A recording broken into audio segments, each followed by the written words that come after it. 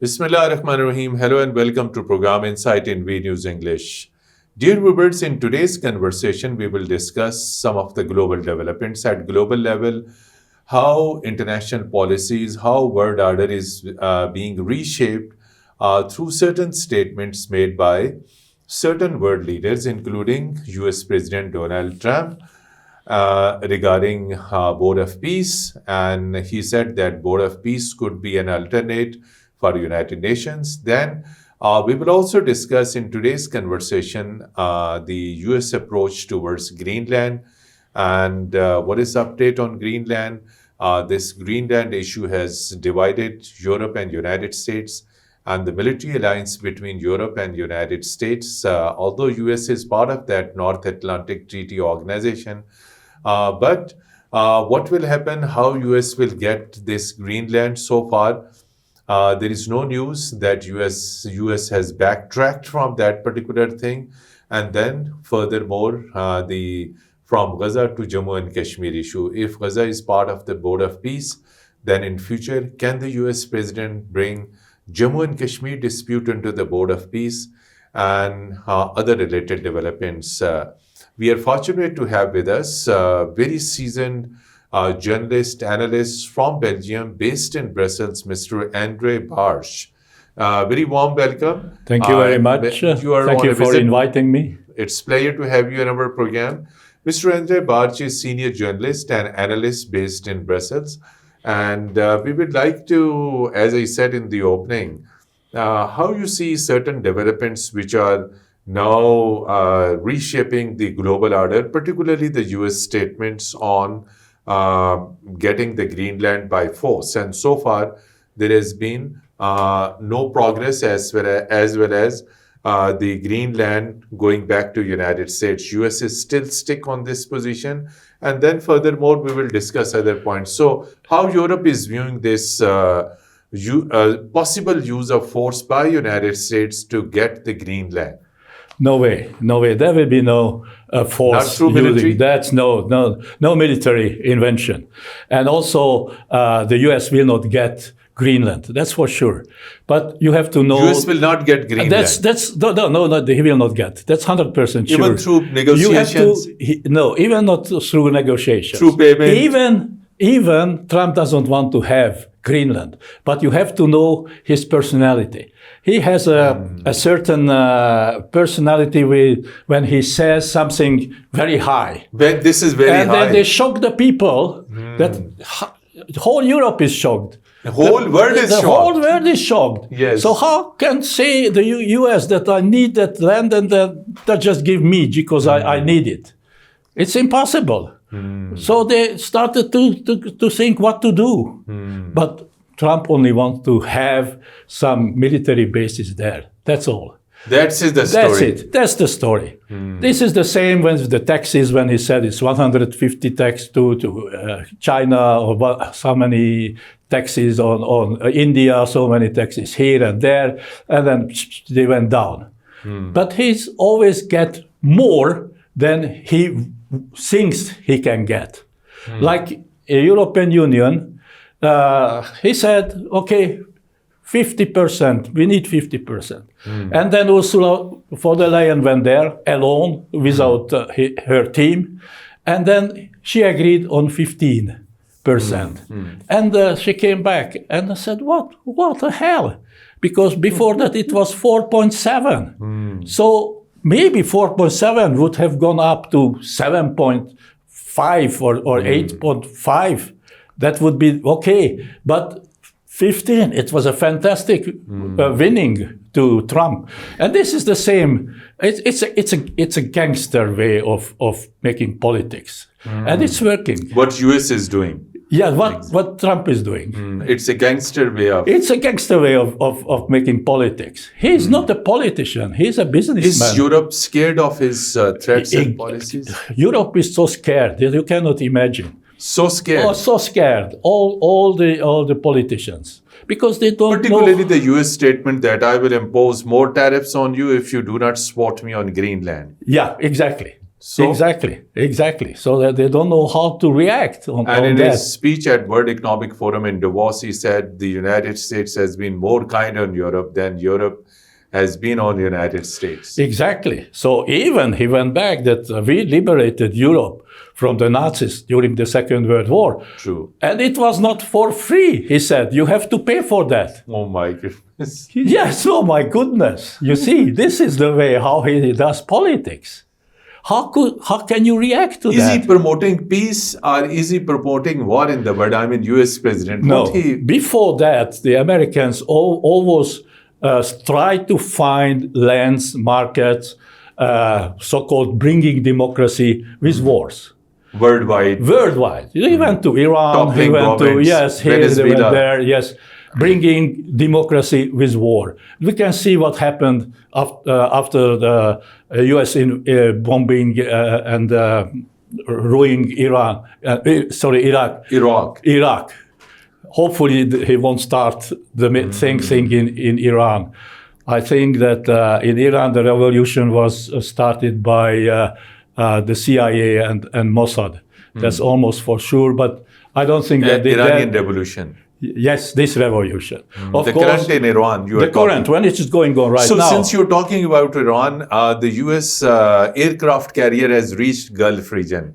Do you see any imminent possible attack on Iran by the US aircraft Hopefully carrier? not. Hopefully not. Iran is too strong. When Israel attacked Iran, True, in June last year. Yeah, saying that Iran is looking for the atomic bomb and so on, since it started to bomb the nuclear plants and they couldn't find anything. But they got a lot of missiles on Israel. And they said, no, Iran and is on much... the US bases in Qatar and in Iraq. Yeah, but Qatar was again another thing because Iran agreed with the United States that we want to retaliate, that you bombed our place. What can we do? And they emptied the Qatar base and said, you can bomb that one. So anyway, so this is just between us. Okay. So this Board of Peace joining, so many world leaders have joined Board of Peace. So, and Israel is also there, which is the biggest human rights violator. Yeah. Then, you must clear everything what happened before. You know, after the Second World War, it was Yalta when Churchill, Stalin, and Roosevelt, they made the new world order. And that time, Churchill said that this new world order would work for 50 years. But it worked 80 years. But now it is over. That world order introduced by Mr. Churchill, it is over now. It is over now. We have a completely new world order, which has nothing to do with the previous period, the last 80 years. All the institutions are losing their importance. Like UN is using its importance. Like NATO is using its importance. Even the EU is losing its importance right now. And new institutions are coming with the help of Trump, who is now introduced this Board of Peace. And this can be the new United Nations. But it cannot be an alternate of the UN body. It can be, of course. It can be. It can be. Why not? UN was useless in the last 10 years. UN couldn't do anything. On Kashmir, on Gaza, Kashmir, on they made the resolutions, 4 or 5 resolutions on Kashmir. What happened? Nothing happened. India said, go to hell, UN. We don't need you. But now Trump can force India to enter maybe to this board of Peace. And then, can he bring Kashmir also into the board? Possible? Trump will be the only politician who can solve the Kashmir issue. That's what I'm saying. Nobody else. Because he has a different view on the world. And he doesn't care what happened in the last 80 years after the Second World War. He said, we need a new world order. And he says this because the Biden administration was against Russia, was against China. But Trump said, no, if we just go against Russia, we go against China, we will lose that war. because we are already weak to defeat them. So if I make them friends for me, then I will be on the winning side. And that's a very good way of thinking. So hopefully he will win with this new initiations, but it means that the UN will collapse and NATO will also collapse. So if UN will also collapse NATO will collapse, that's 100% of sure, because Europe wants to build up his own defense system, and they don't need, of course, they can have any connection with the United States. Also, Canada would like to join to the European defense system, which is very interesting. Also, there were some weeks ago a discussion behind closed doors if Canada can be a member of the European Union, which would be very interesting. But anyway, you can see how everything is changing, and Europe is now trying to find his position. He cannot find his position between the big states. So they don't know what to do, where to go, what to do. Thousands of people are being killed in Indian illegally held Jammu and Kashmir, and Europe is silent. Europe is used to be champion of human rights. You know, I am so angry because of this. When I heard that Ursula is going to sign the free trade Ursula von der Leyen, the free trade agreement with Modi, he said that we share the same human rights values. And I told myself, what the hell? What's going on in Kashmir? So why don't you just sacrifice the human rights problems for the sake of the economic advances? So even I wrote to the people, to the leaders of the European Union, and asking the same question. Does it mean that you only signed this agreement if you just let the Kashmiris die? And you are talking about human rights? What kind of people are you? You see? They can't do that. Contradict your saying and actions, exactly. Yeah, that's a blah blah. They are talking about human rights. But when they sign an agreement and said we don't care with the problems, it's not included in. Of course it's included. The blood of the people of Jammu and Kashmir are compromised. Exactly. For the purpose of trade. Exactly. Exactly. So this is Europe now. Europe has, of course, it's a huge economic power. Belgium, France, Germany. So these all countries can put pressure on India. No, because Europe is not united at all at the moment. The second thing is there is a huge change also, not only in the world, but inside Europe, which means that as the Yalta World Order is over, the liberal order in Europe is over. It started by my Hungarian Prime Minister, Viktor Orban, who just started with illiberalism, which now became, we call it national conservatism. And the national conservative parties are coming up, and they will kill this old type so-called liberal, but it is not a real liberal. It is woke liberal, or is neoliberal, or some people say liberal fascist ideology, what now the European Union is following, because it's built on most of their steps are built on lies. This is the problem. After that conflict and Pakistan's victory, how Europe sees Pakistan? That was, for that point of view, a very good war, because that war was won by Pakistan. Even India was shocked. Oh, what the hell happened? That Pakistan can react. Pakistan can shoot. 10 times bigger country, India. Can shoot down our planes. 7 planes. 7 planes. What is it? See? And Europe said, so there is Pakistan. We didn't know anything about Pakistan. We saw that, they can't do anything. But now, suddenly, Pakistan was on the map, And everybody was looking at Pakistan. Oh, what's going on in Pakistan? Something is going on in Pakistan. We have to know what is going on in Pakistan.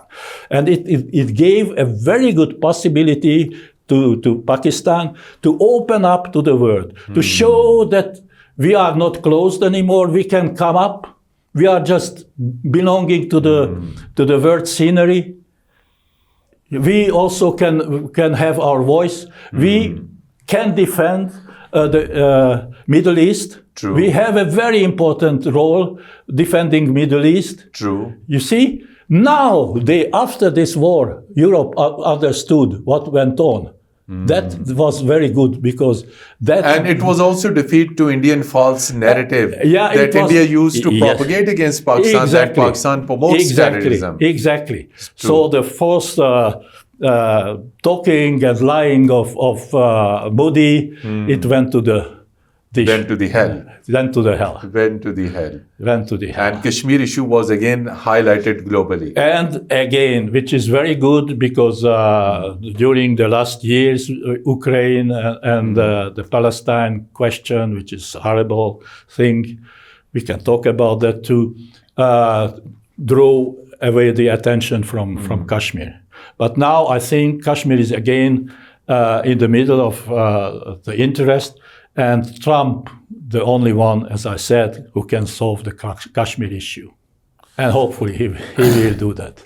And if he does it, I would give him the Nobel Peace Prize. Since you are a very mature, senior, veteran journalist, there have been one unfortunate thing in Europe that over last many years that was witnessed, and United Nations has fixed 15 March every year as a global Islamophobia day.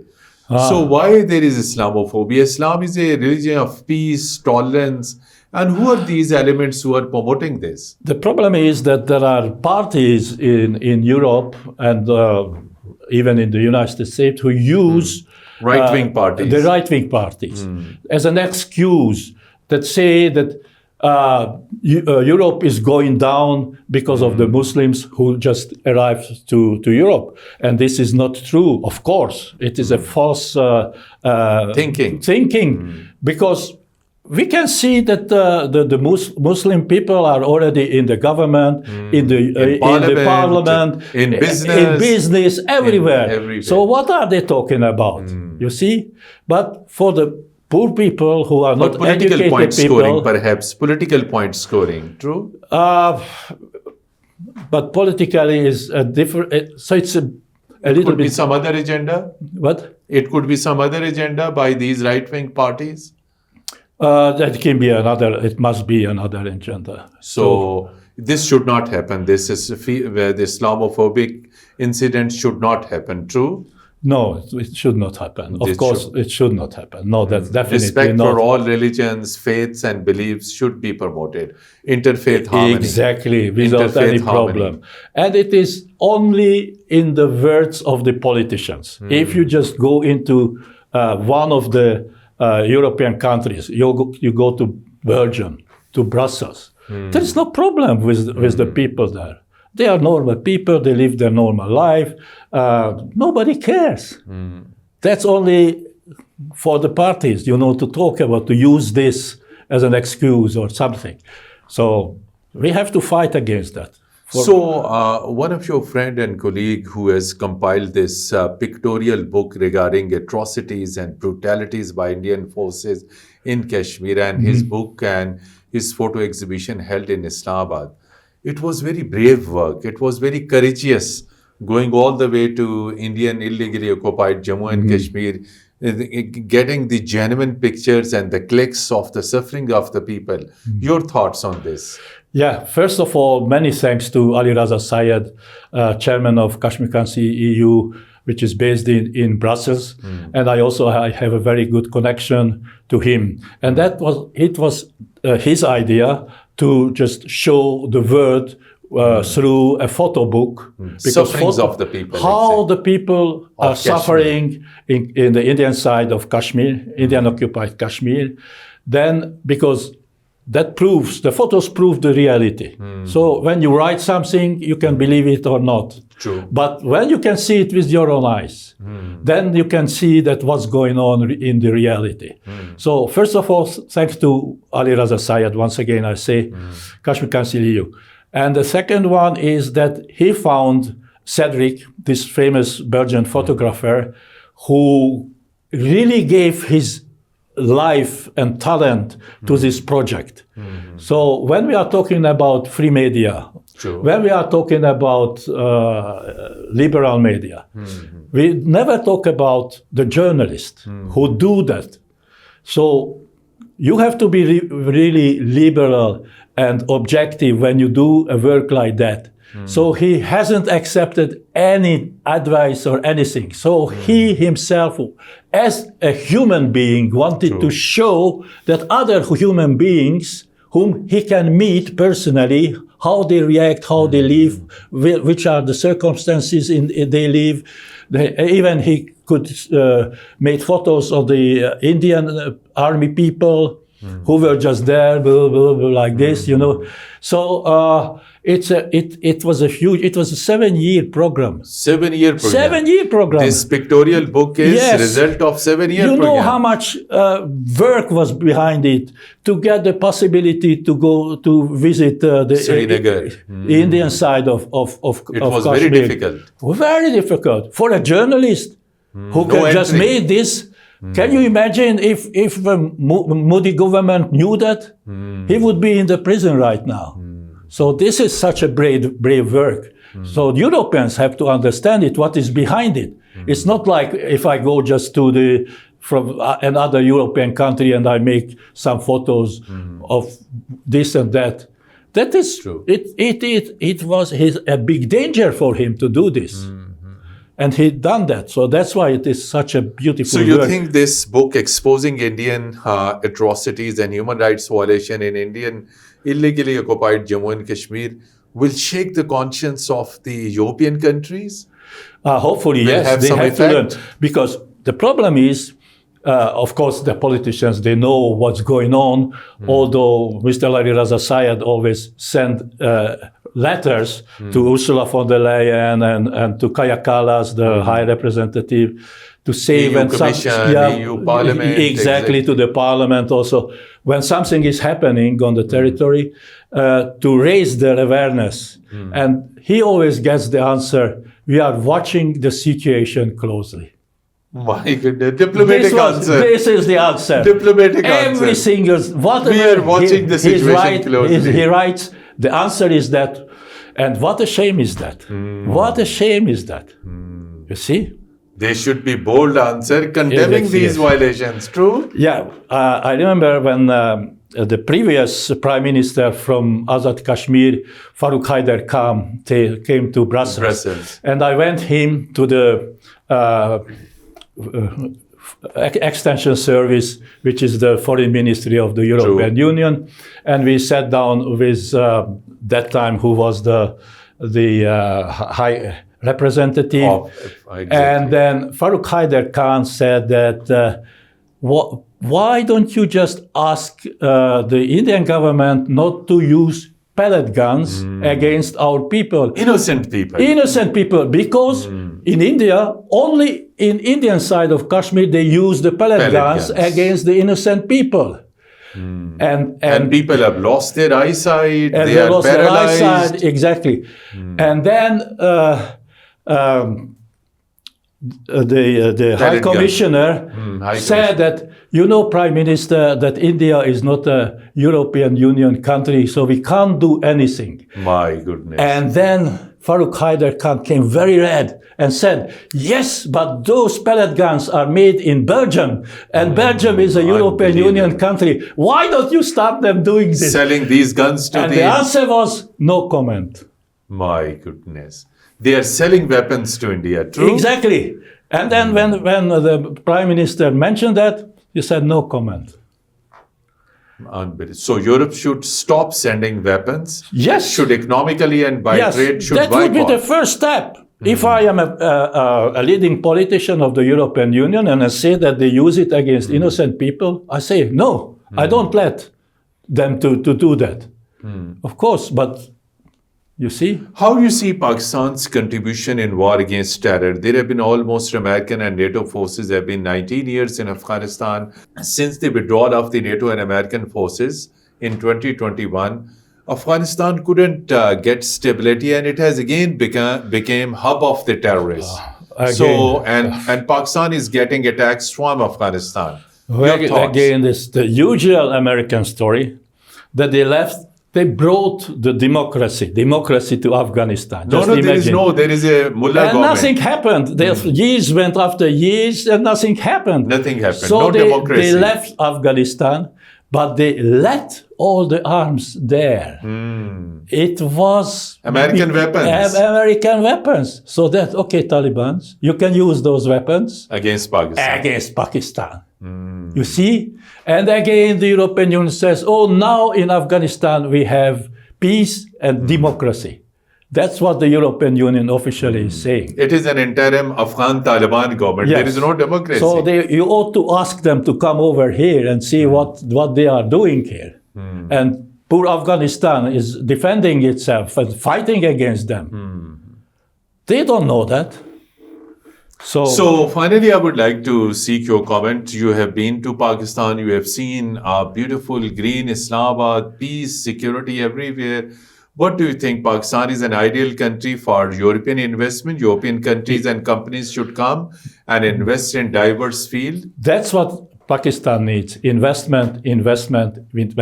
Open up its market and let the investors to come in. You need industrialization. We need good investments, and then everything will be changed in Pakistan. Pakistan Has will a bright be future. booming economically in the next. This is my opinion. In the next 10 years, Pakistan, if they can do it, if they do it, that will be booming.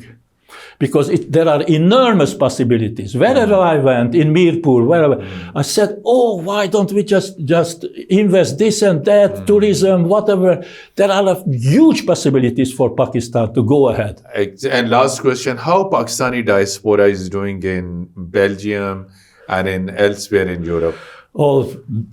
They are in the center of my heart. They are the apple of my mind. I love those people. Pakistani people are so nice people, so friendly. The hospitality of these people, it's very unique. And it is real, there are real words. So I love Pakistani people. And people of Kashmir who are there. In Kashmir over there, yes, they are good friends.